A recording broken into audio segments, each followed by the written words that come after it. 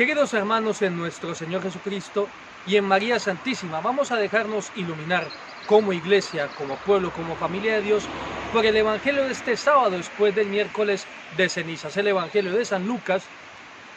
Y en este Evangelio encontramos a Jesucristo nuestro Señor llamando a Leví el publicano para seguirlo. Ven y sígueme. Y él, dejándolo todo, lo siguió. Pues bien, queridos míos, este es el Evangelio de este sábado. Es la vocación y como veremos después, vocación y celebración de la conversión de Leví el publicano y luego el seguimiento que hizo él de Jesucristo nuestro Señor. Tanto es así que hoy por hoy lo tenemos como Mateo, apóstol y evangelista. Ahora bien, vamos a abrir espacio en esta reflexión para decir algo del miércoles de ceniza, porque notemos que vamos diciendo jueves después de suyo el miércoles de ceniza. Por supuesto que hicimos nuestra respectiva reflexión sobre el Evangelio, pero no dijimos nada de este gesto litúrgico, de esta celebración. Pues os propongo lo siguiente, y luego ya empalmamos, entroncamos con esta conversión y celebración de la misma, de San Mateo, de ese seguimiento de Cristo Jesús. Muy bien, vamos a ello. Queridos míos, el miércoles de ceniza debe marcar toda nuestra existencia cristiana, pero especialmente en este tiempo de Cuaresma. ¿Por qué? Por lo siguiente. Vamos a ver cómo te lo explico. Nosotros, como cristianos, pues hemos de vivir y guardar los mandamientos. Los mandamientos son 10, por supuesto. Entonces, ¿qué ocurre? Nosotros hemos de poner delante de nosotros nuestros pecados. Por ejemplo, son 10 mandamientos, pero vamos a quedarnos con el tercero: santificar las fiestas. Y aquí entra en juego nuestra participación, nuestra asistencia a la celebración eucarística, los domingos y fiestas de precepto. Entonces, ¿qué ocurre? Yo pongo ahí ese pecado, esa acción. Estamos hablando, por supuesto, pues si no asistes a la Eucaristía con frecuencia. Y como pongo este ejemplo, pues esto le puede servir a cualquier persona.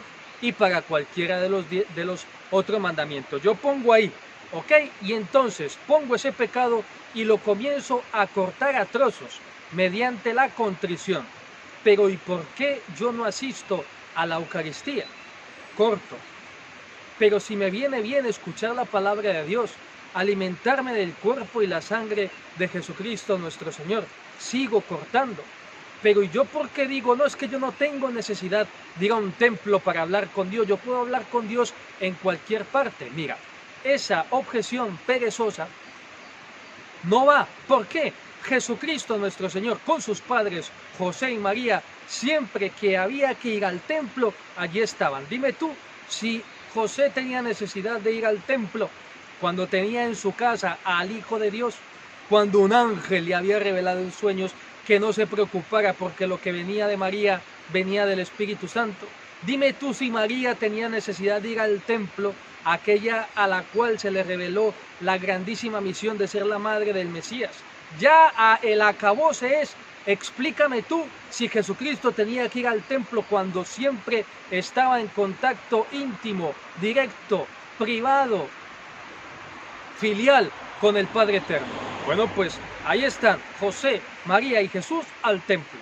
Y Jesús siempre buscando, queridos míos, esa referencia al templo, porque era un lugar de encuentro con Dios. Queridos míos, cuando Jesucristo tenía carne como nosotros y enseñó también a su carne a moverse para acudir al templo y tener ese encuentro con Dios. Entonces, queridos míos, vamos nosotros que pretendemos ser más que Cristo Jesús. Si Él fue al templo de Jerusalén en su contexto de vida, pues nosotros, queridos míos, ¿qué tenemos? Nuestras catedrales, nuestras iglesias, nuestras parroquias, nuestras capillas, pues acudamos a la celebración de la Eucaristía. Muy bien, entonces, una vez que vamos cortando a trozos ese pecado, entonces lo pasamos, hay que poner una parrilla, y esa parrilla, queridos míos, es el sacramento de la confesión, el sacramento de la penitencia, y allí lo pasamos por el fuego de la misericordia de Dios, aunque este fuego ya se puede tener preparado Cuando estamos así, cortando a trozos ese pecado, ya también vamos encendiendo el fuego de la misericordia de Dios. Es una imagen, pero creo que es bastante válida. ¿En qué sentido? Pero es verdad, el Padre Eterno me prepara una mesa cada domingo, me sirve en esa mesa del altar, en ese banquete, a su Hijo como Cordero de Dios que quita el pecado del mundo, como medicina de inmortalidad, antídoto de inmortalidad, medicina para defenderme contra las tentaciones y los pecados. Pero ¿cómo es posible que yo no responda a esa llamada del Padre Eterno que cada domingo me invita a alimentarme de su Hijo Cristo Jesús? Queridos míos, el Padre mandó a su Hijo Cristo Jesús a vivir en medio de nosotros, el Emanuel, y el Verbo se hizo carne y habitó entre nosotros. Entonces, cuando nosotros no asistimos al sacramento de la Eucaristía, manifestamos cierto rechazo, nada más y nada menos. No es un rechazo a la iglesia, no es un rechazo a ese sacerdote que me cae mal y que predica largo y pesado, pero es sacerdote. No es un rechazo, no, es que yo no tengo por qué yo no voy a misa, no asisto a la Eucaristía, porque total hay personas que van y siguen dándole a la lengua. No, queridos míos, es una excusa muy barata. Cuando no asistes a la Eucaristía y no comes el cuerpo y bebes la sangre de Jesucristo nuestro Señor, de alguna manera estás manifestando tu rechazo al misterio de la encarnación. Padre, no se ponga tan duro, tan drástico. ¿Qué te voy a decir? Te lo digo yo, que estuve muchos años sin asistir a la Eucaristía. Y es así. Está ahí el Padre Eterno sirviéndonos en la mesa del altar al Cordero de Dios, queridos míos. ¿Seríamos nosotros capaces de dejar una mesa servida si nos invita nuestra abuela o nuestra suegra? Queridos míos, no, acudiríamos porque a esa persona le ha costado preparar ese banquete, ese manjar. Dime tú, si no le costó al Padre Eterno y al mismo Cordero de Dios servirse allí en el altar. Muy bien, queridos míos, una vez que fue pasado por el fuego, asado por el fuego de la resurrección. Pues bien, queridos míos, entonces, ¿qué es lo que ocurre? Aquí era donde yo quería llegar, y este debe ser más o menos el marco, la imagen para entender el miércoles de ceniza. Ponemos delante nuestro pecado, lo primero, lo hacemos pedazos con nuestra contrición, encendemos el fuego del amor de Dios y luego ya con todo lo ponemos ahí en la parrilla. ¿Y qué ocurre con aquello? Pues se hace cenizas. ¿Y qué ocurre, queridos míos? ¿Qué hace Dios con esas cenizas? Pues derrama su Espíritu Santo, nos purifica con ese agua, con el agua que limpia, que purifica nuestros pecados, y volvemos a empezar en ese seguimiento de Cristo Jesús para llegar a la Jerusalén celestial. Por eso recordemos que el sacerdote tenía ahí en ese recipiente las cenizas y dejó caer agua bendita sobre las mismas, y luego hizo una señal de la cruz sobre nuestra frente. ¿Esto qué quiere decir? Que cuando nosotros reconocemos nuestros pecados, nos hacemos objeto de la misericordia de Dios, porque ¿qué dijo Cristo Jesús en la cruz? Y por eso hacemos la señal de la cruz sobre nuestra frente, con esa ceniza bendecida y hecha un poco así barro por el agua. Padre, perdónalos porque no saben lo que hacen. Entonces nosotros, poniendo delante de nosotros nuestro pecado, gracias a los méritos de Jesucristo nuestro Señor, y cortado por la contrición, pasado por el fuego del amor de Dios en la parrilla del sacramento de la confesión, pues el Padre Eterno perdona nuestros pecados y podemos volver a empezar. Ahora bien, fíjate que, como decíamos, se puede hacer barro con la ceniza, con las cantidades proporcionadas de agua y de ceniza, pues podemos hacer alguna figura, un muñeco, un corazón, una mariposa, etcétera. ¿Por qué? Porque se puede moldear, se puede plasmar. Pues eso es lo que hace el Padre Eterno, queridos míos, especialmente el miércoles de ceniza y durante este tiempo de Cuaresma, si nosotros ponemos delante de nosotros y en su presencia nuestros pecados. Él toma en sus manos esas cenizas con el agua del Espíritu Santo. Pues muy bien, vamos a volver a empezar. Pues bien, queridos míos, dicho esto que nos sirve para toda la Cuaresma, vamos entonces ahora sí a retomar el Evangelio de este sábado después de ceniza, que vamos a abreviarlo al máximo dado esta reflexión previa que hemos hecho. Podemos pensar tranquilamente, no es un error, ni es algo extravagante, ni fuera de contexto, podemos pensar en Mateo, en Leví el publicano, que ya había pensado en dejar aquella vida. Porque, queridos míos, el problema no era que cobrara impuestos, sino que yo me imagino que al no haber control de ningún tipo, pues más de uno, por no decir todos, pues robaría, se quedaría con algo. Y entonces ya siempre, y aún así, si no robara, la mirada sospechosa de los demás. ¿Quién ahora mismo, si ya a la iglesia se le mira con sospecha, ya no digamos a los políticos? Entonces siempre somos objeto de sospecha si estarán haciendo las cosas de la forma correcta o no.